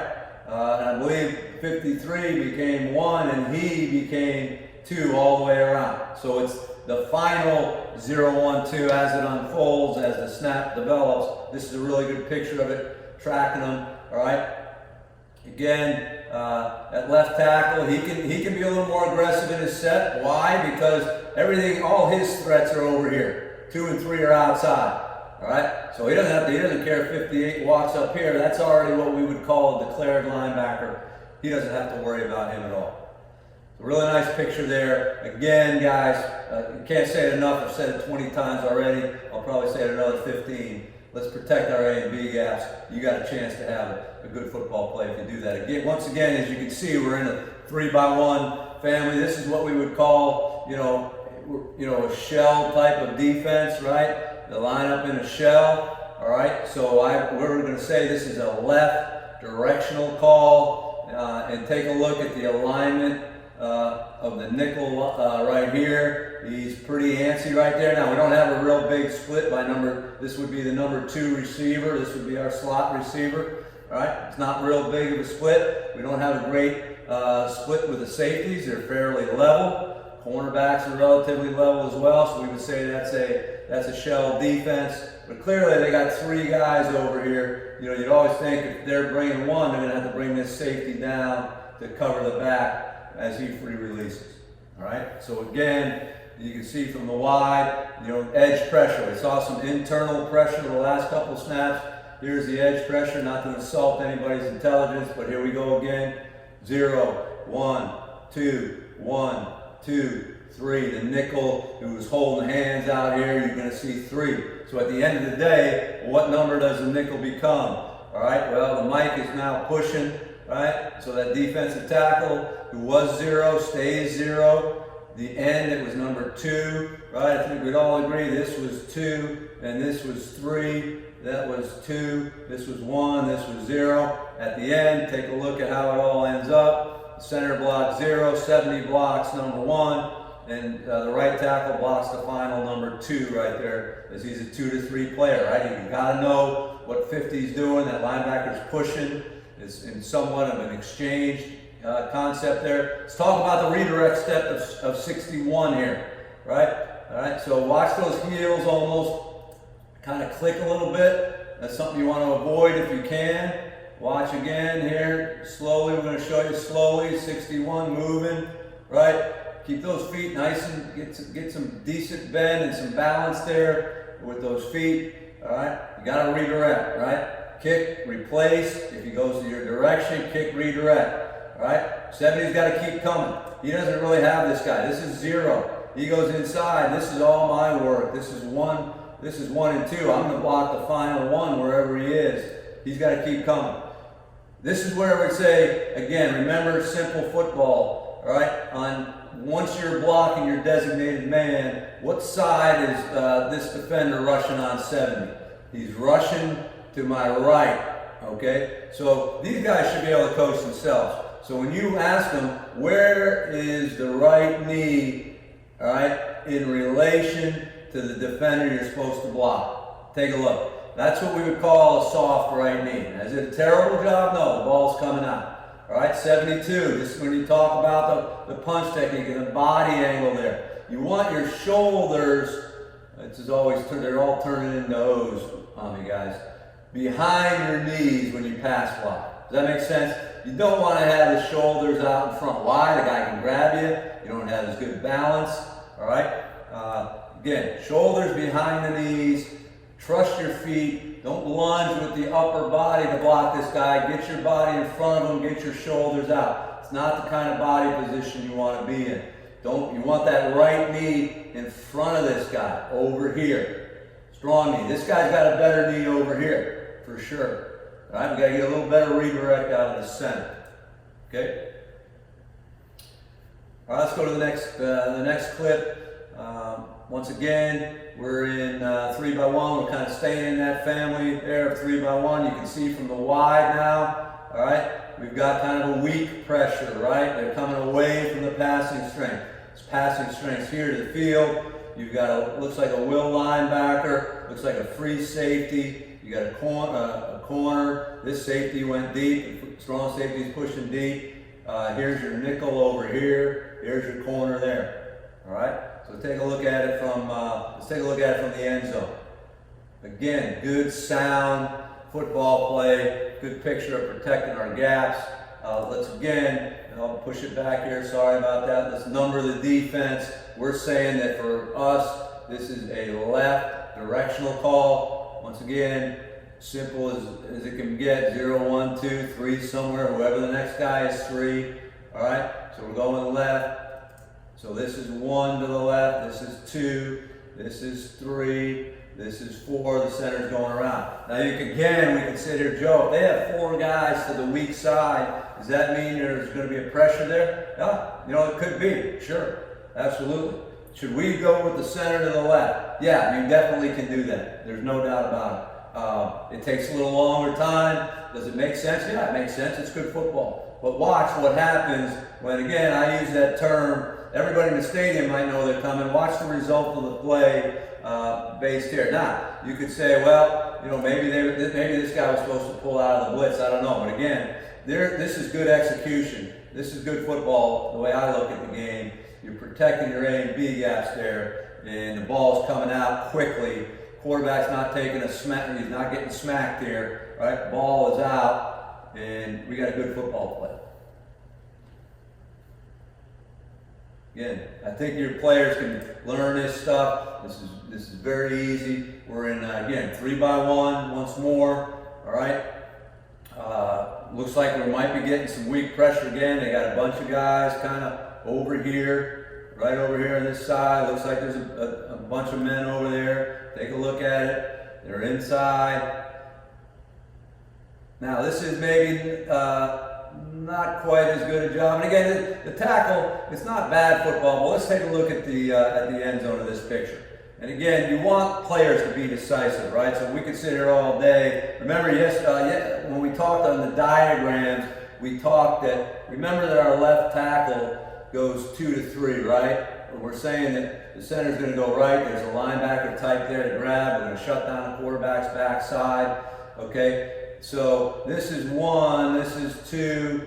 Initially, this is 3, and this is 4, all right? So, and again, I think I got the center. This obviously is an arc tape. So the center is definitely going right. I think that's a good decision. So who is number 2 here? Again, they're coming tight. They're close to one another. I would argue, let's go to think inside out. Think day one. The first thing we talked about, right, was protect the A and B gaps. We're an inside out protection mindset football team, and off we go. All right. So again, not a huge deal there, but it's a little bit harder to throw for the quarterback. I think you can see that. I think if 72 had taken 50 there, I think it's easier for the quarterback to get the ball out. Again, certainly it's a picture where you could say, man, it'd be nice to possibly redirect the protection if they're going to give it away and they're going to sit these 4 guys within 2 yards of the line of scrimmage. You might want to send it left. And again, guys, if you send it left, all you're doing is counting, right? This is 1, this is 2. Excuse me, this would have been 1, this would have been 2, this would have been 3 over there to the right. This would have been 0, 1, 2, and then you would have been picked up because the end would have peeled. All right. But again, there's obviously other factors at play. Time, clock, etc. How many adjustments do you want to make? Those type of things. All right. So there's another good 3-by-1 picture. All right. Again, we'll stay in the same family. Again, looks like there's maybe some rotation here. Here would be a corner. This would be a safety over here. This looks like your nickel right there, right down there, and a safety and a corner over here. So you got a little bit of a split in the safeties there from a depth standpoint. Let's see what happens on the snap of the ball. Looks like they're maybe coming strong here. All right, and they're bringing 2. This is the old, remember what we, again, think concepts. Remember all those diagrams where I had those pictures of all the reps and the training you can get with the guys.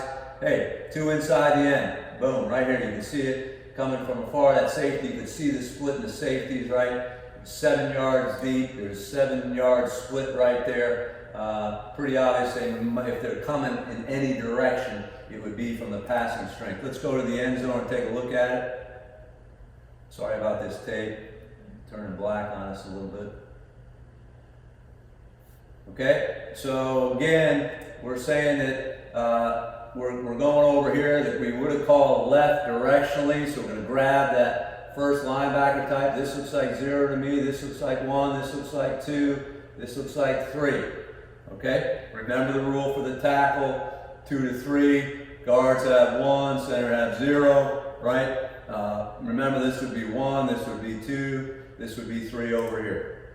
All right, so take a look at 2 inside. Again, you can toy around with the set. Once you get a mugger, all right, once you get a mugger, there's a lot of different ways to handle it. I think does this because he mugs doesn't mean he always blitzes. He can certainly do this at the snap of the ball, and you'd still want these guys to push out and be able to handle these 2 defenders. All right, so mud doesn't always equal blitz or pressure. It can, obviously in this one it does. So remember the guard has 1, so 47 becomes 1. The tackle, now let's see if he vertical sets here and see if 2 and 3 possibly exchange here. We said it was 2 inside the ends. Let's take a look at the exchange. Again, I would tell you that take a look at his, look at guys, when we're coaching tackles and we're kicking and dragging, I don't really care if we're in a line double read or not. It's real beneficial if you can kick and drag and stay relatively square on that second drag step. So let's go back maybe for a second and let's take a look. I'll see if I can freeze it on the second drag. That's 1 drag, that's 2 drags. So 2 drags and I'm facing the sideline. All right. Now again, there's going to be a decision. Well, is he? Again, don't overcoach this thing. Coach, is he 2 or is he 2 God? Again, you want the players to make a decision and do something fast, but he's never going to be able to be in a good position if his second drag step and his shoulders are open to the sideline on the second drag, especially when you're involved in a line double read concept. You got to stay square. You got to stay square. All right. Get maybe a touch more vertical. Again, don't reach. All right. Get your body in front, body in front, body in front. Sometimes it's not always pretty. You're not always going to be totally square when he just wants to speed rush up the field to open it up. But I think we can all agree that for the quarterback, from his vantage point, right, this is a little tougher throw, right, to throw around that guy. Okay. Remember, this guy's supposed to be a contained rusher. So I would argue that at the end of the day, this guy probably was number 2.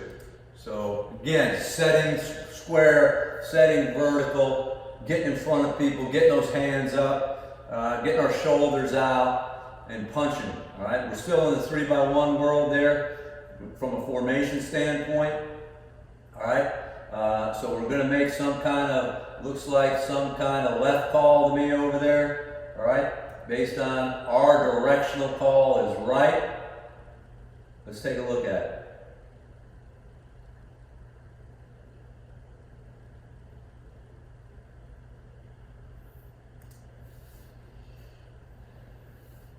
All right, now here's the thing that they may have done. All right, so we're saying that on this right call, at times what can happen is they may have. Let's take a look before I say too much. They may have redirected this one, right? So you got a guy. Everybody knows it's a right call. There certainly is a linebacker to the left. All right, but it's pretty evident that it looks like he's coming. All right, and so now they make an adjustment, they push it to the right. So what they're saying is, and again, just to make everybody all on the same page, they're saying this becomes 0, this becomes 1, this becomes 2. Here's 1 to the left, 2 to the left, 3 to the left, 4 to the left.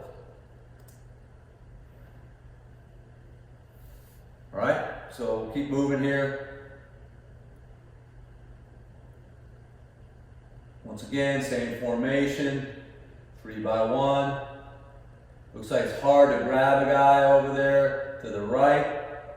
Now it looks like the quarterback. Again, I think this is a good illustration that they may have pointed. The quarterback looks like he knows what he's doing here. Take a look. He may have told, I don't know if that left hand there, if he's telling them to go left. Look at the center's left hand. He's kind of saying go left. Now again, I would tell you in our system, we would have made a right call, a left directional, which means the center should be looking to the right. But again, watch what happens. The receiver, the response by the receiver. Again, you guys coach up your hots however you want. Maybe you can keep running a little bit more, get the ball on the move. But clearly, the quarterback knew where his problem was. All right? And for whatever reason, pass concept-wise, he wanted to shut down this side of the protection. So he did. Let's go to the end zone and take a look at it. But again, a good solid, 10-yard, 12-yard gain. All right? Now remember, we're thinking that we're going to go right. We're going to grab the first one to the right. They definitely got a bunch of dudes over here. All right? So it looks like there was a concept where they wanted to move left. They wanted to point. You can see 75 right there as he pointed left. And you can see the quarterback now pointing to that slot receiver, saying we're not blocking him. So again, let's do the numbers, right? So we made him 0, made him 1, 2, and 3, and we made him 1 to the right. This was 2 to the right. So remember that this player here is what? He is 2 to 3. So let's see what 2 does. 2 goes inside, 3 goes outside, get the ball out. Really, excellent football play. Real solid. Ball's out of the hand, quarterback's not getting whacked. We're all in good shape. Now we're in a 2x2 family, right? So initially it looks like somewhat of a shell here, although there's a little bit of a split of the safeties. This is our nickel over here. Again, we would say that this would be a right directional call, so the center would be looking left. All right, now remember what we had up on the screen before. If I'm going left, all right, I want to make sure I can grab one of these guys. If I can't grab them, I may just go right outside. So let's see what happens on this clip. If the center's going out right now or not. Looks like he is. Again, there's a reason why these guys might be pushing over. So once again, what's the deal? The call for us would be right. Center is, I'm looking left, and I want to grab the first guy I can. Draw a line. 55 is to the right of the line. Why is he to the right of the line? Because these guys have to match those routes because they're coming off the slot. So again, he doesn't have to worry about that side per se. Good sound football by the offense here. Center's going left. Watch it. I'm going left. Again, simple, simple, simple. This became 0 on the left. This became 1. The nickel became 2. There's not a lot of thinking involved. Remember, 1, 2, 3, and 4. So the right tackle is married over. He better know what this guy's doing. He better set vertical. That right foot should drag, kick straight back, and a quick drag. And then as he sees him push, then he can get some width to get in front of the eventual number 2 there. Okay, again, ball's out, quarterback's clean, completion, sticks are moving, keep going forward. Smart football. 2x2 again. All right, so remember our directional call would be left. Looks like initially somewhat of a shell defense to start. All right, don't know. Looks like if we had a left, I don't know if he's to the right. Looks like he might be to the left, so maybe they're going out here. Let's take a look at what happens. Obviously, it looks like that you can see, again, let's just take a look at the center right there with his finger. Right there, you saw him, he's kind of pointing out that way, so it appears he's going out to the slot. So 0, this would end up being 2, 0, and 1 over there. All right, let's take a look at it from the end zone.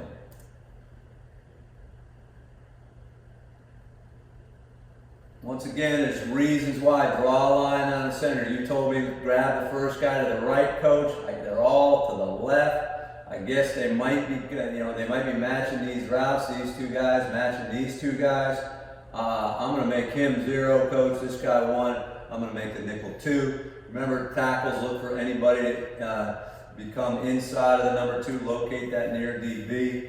Once again, everybody's on the same page. More important that offensively that everybody knows where they're going. Who cares if the defense knows we're going right? We're sound in what we're doing, and we're taking good steps, getting in front of people. We should be in great shape. Okay, I think this guy's on his toes a little bit too much, but I do like the vertical element here. All right, I like to see him keep his feet in the ground a little bit more. Okay, I got a 3 technique on me. I don't care if he's standing up, sitting down. 3-point stance, 2-point stance. He's 0. He's coming straight ahead. We should be able to clamp him down. Here comes a nickel, kind of sifting his way through there. Again, good protection, ball out, good play. All right, 2x2 again. We're balanced over here. Again, it looks like a shell to start. All right, let's take a look at what happens here. Looks like they're pushed a little bit this way. Looks like they're pushed a little this way. We would be in a left call here to this again. That's us. I don't know if this team is to the side of the back. Again, now you're seeing a little bit of a split in the safeties, right? As the play develops, that's about 7 yards. Might be coming this way. Let's see. Quarterback saying something, and obviously they are. Same deal, guys. Similar deal. Again, nothing's easy. In football, nothing's easy. In any form of life, but there's a good solid completion. Ball, receiving the ball, quarterback sets his feet, gets the ball out of his hand. Somebody barely touches him, shouldn't have touched him, but again, you're moving the chains, right? Can't count him necessarily, all right? Again, game plans are game plans. Let's say he's going that way, we're going left. I'm going to count that nickel again. The quarterback probably saw the split in the safeties there, so we're off and running, picking up that edge perimeter pressure. And again, should be in good shape. Again, just when you talk, basic fundamentals, stance-wise, you'd like to see these guys get their feet up underneath them a little more balance. You can have a little bit of a stagger, not too much weight leaning forward, on your forearms and your knee pads there. All right, get a little more upright. Let's take a look at the right tackle set. Like the drag, watch the drag. Look at the second drag step, pretty good. That square, get your hands up, get your head out of there, get a little better body angle right there. All right, definitely want a little better body angle. Right guard, don't keep backing up. You've declared that guy. Keep your inside foot up a little bit. Slight stagger with the outside foot. Remember, we're an inside-out protection team.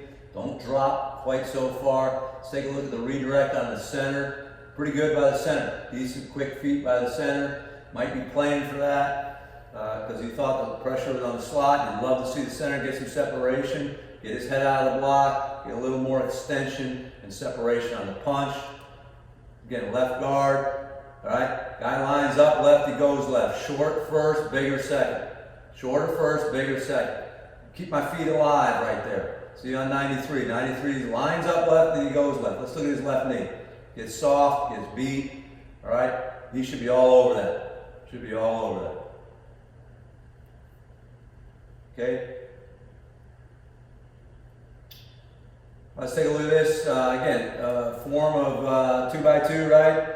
Looks like we got two tight ends down here. We got a slot up to the field. Okay?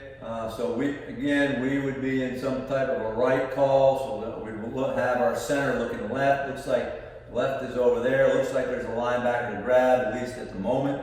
Let's see how the play develops here. All right, so you can see there should be a linebacker to the left. I imagine we're going to make a left call here. So we should be going this way, it appears. So 1, 2, 3 over here. Let's take a look at how it unfolds. Again, similar thing. We're getting some slot pressure there. Good job getting the ball out there. Okay, again, 2x2 formation. We would be in some form of a left over here. All right. Clearly not a shell defense, right? You kind of got that triangle. So it looks like you got one deep safety. It appears to have rotation this way. Doubtful. Looks like a 2-over-2 over here. So you're probably not going to get pressure there. Let's see what happens on the snap of the ball.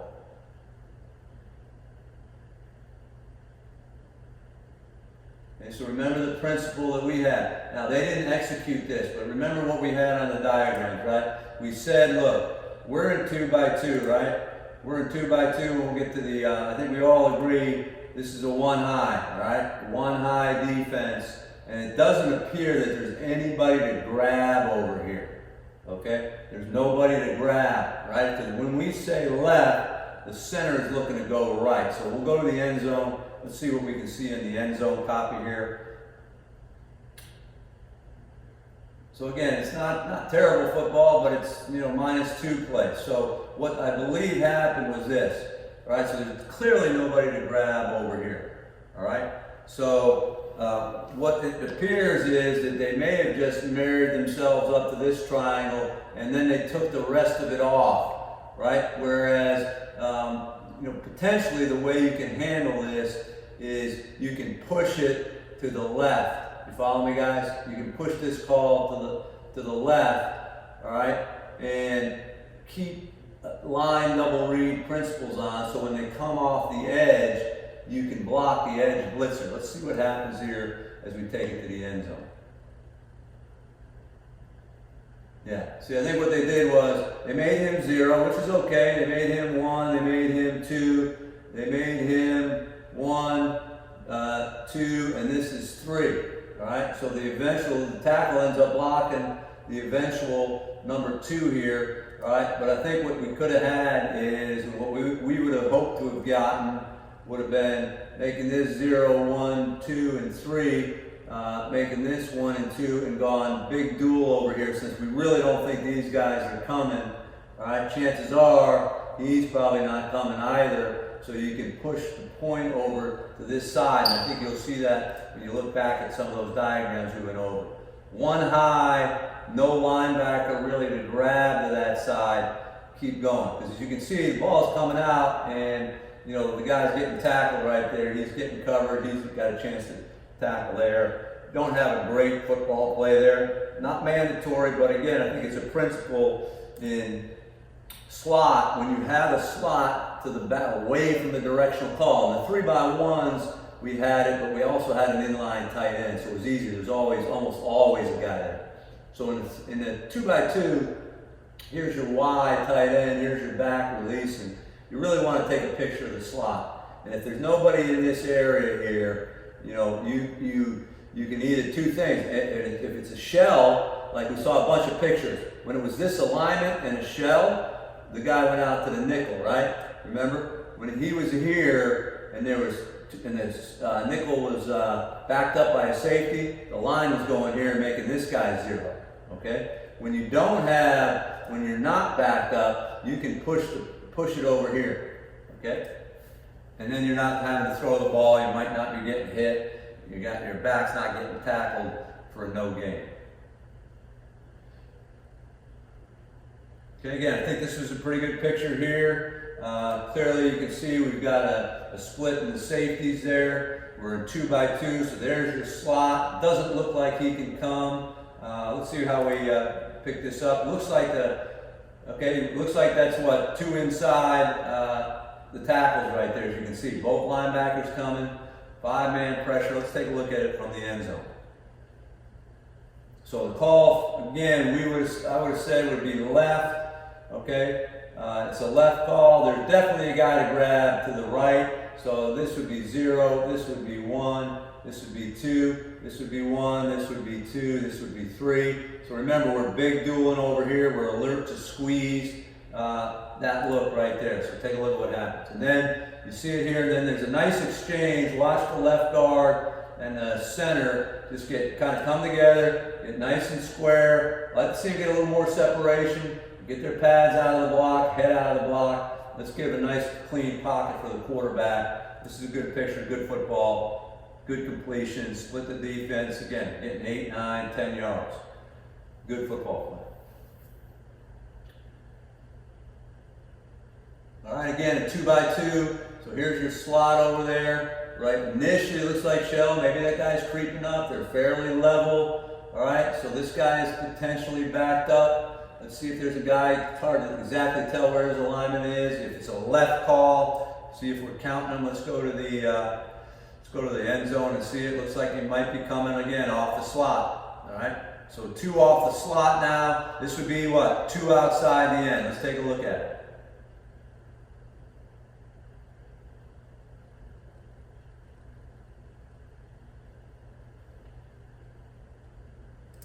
Okay, so what we're saying, 0 right here, 1, 2, the nickel was 3, this is 1, this is 2, this is 3 to the other side. All right, remember we saw that split in the safeties there. Let's take a look.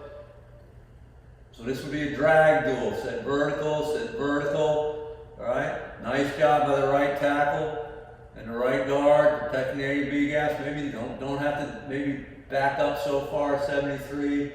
Get the ball out of your hand quickly, all right? There's some ways to pick this up. If you got to know it's coming, again, time is of the essence a lot of times. But again, good picture here, protecting. Ball's coming out. The guy's not that far away. Quarterback does get hit here. Obviously, you're trying to minimize those as best you can. But the ball's out. You got a completion. Get to the huddle. 2x2 again. Let's take a look at this shell. It looks like a shell, so there's a possibility maybe we could get something over here. We would be, again, in a left call, so we'd be looking to grab possibly this guy here. Again, we'll go to the end zone, we'll take a look at it. All right. Same kind of slot pressure, but now what is it? 2 inside the end from the slot. Let's take a look at the pressure. All right, 2 inside the end. So again, do our count. I know I'm boring you to death, but that's how simple it is. This is number 2, and that's number 3. All right, 1, 2, and 3 over here. All right, let's take a look at it. 2 inside the end. So again, let's watch the tackle before he sets. The way we're talking is, more vertical here. Drag, kick and drag, kick and drag. Buy yourself some time. Stay relatively square. Keep that crotch pointed at the inside hip, inside out attitude. Right? Kick with my left foot, shorten my left. If he goes left, big second step to get in front. All right? Kick here, right? Drag, kick and drag, a little more vertical, right? He's got good vision on 2, so he should be in great shape. You can see his eyes focus there. 2 to 3 player right there, reading that triangle, so to speak. All right? So again, I would say get a little square, all right? Little things technique-wise, right? Playing with less. This guy's obviously got his head down, power rushing, right? Burying his head. Keep those elbows in tighter. Play with a little bit more knee bend.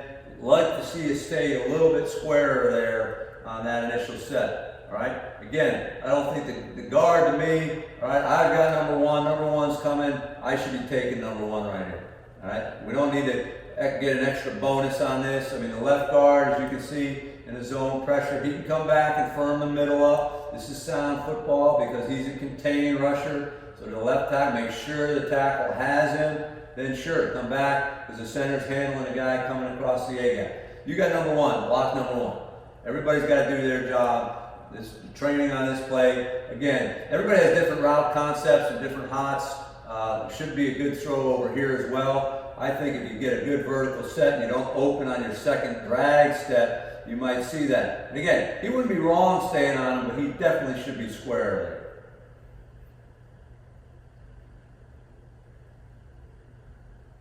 Okay, again, we're in 2x2 again. All right, now we're in base defense. Again, doesn't matter. We're still counting the defense. You can see it's base.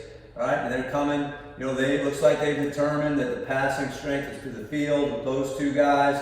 So you can see looks like they're bringing 2 to the field outside the end. So let's take a look at it.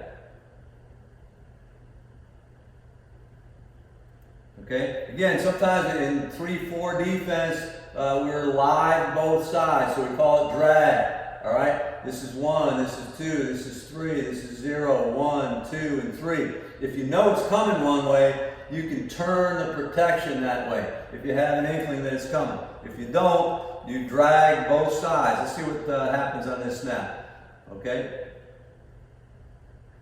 you can see they're dragging both sides. All right. So again, I'm not wild about the set here, not wild about the body angles.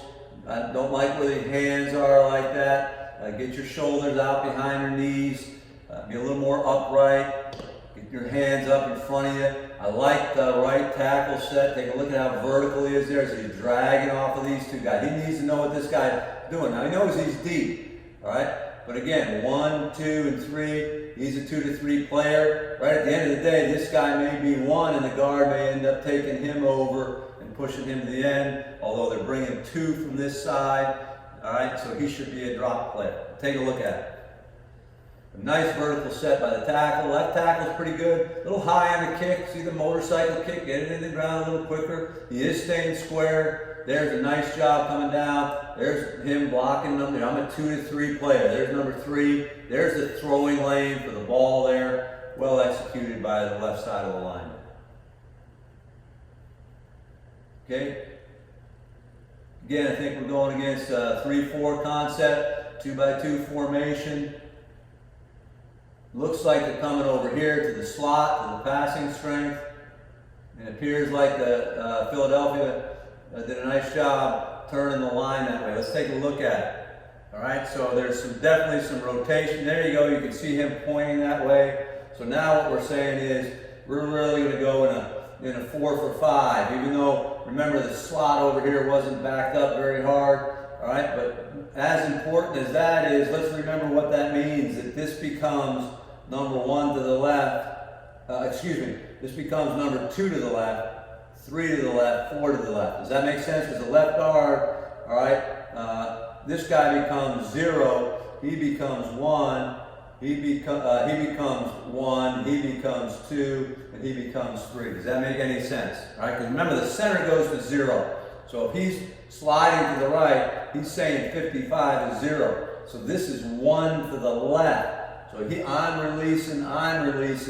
Now I'm really big dueling by myself for 2 and 3 and 4 over here. Take a look at it. That's exactly what they're doing. Take a look. Again, good job there on the pickup. You can see the left tackle. Again, the good news is, if you're guessing right, 94 should be a contained rusher, which he is, so the tackle should be in great shape, and 51's got to match a route. 51 and 90 have to match those 2 routes, as you see. So they're in great shape. Well done again. Good pickup. Smart football play by Philadelphia. Okay, I think this may be one of the last ones. Again, we're in 2x2. All right. Again, we would have a right call, so we'd be looking to grab anybody to the left. Pretty clear that that Mike is widening. This looks like the Mike linebacker.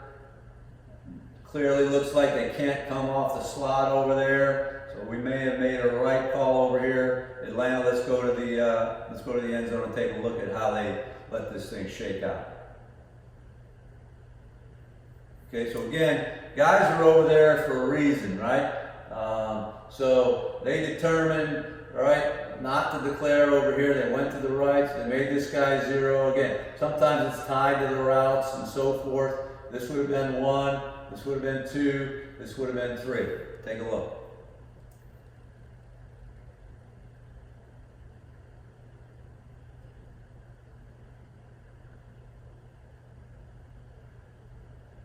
Again, even if you had gone here, maybe you would have had to pop it hot, but obviously there's got to be coordination, so 81 has to know if the center's going right or left. They may have even started here. If we were going there, we would have been throwing hot off of him. That's the bad news. The good news is, he would have known that, and again, this guy's not in a real good position.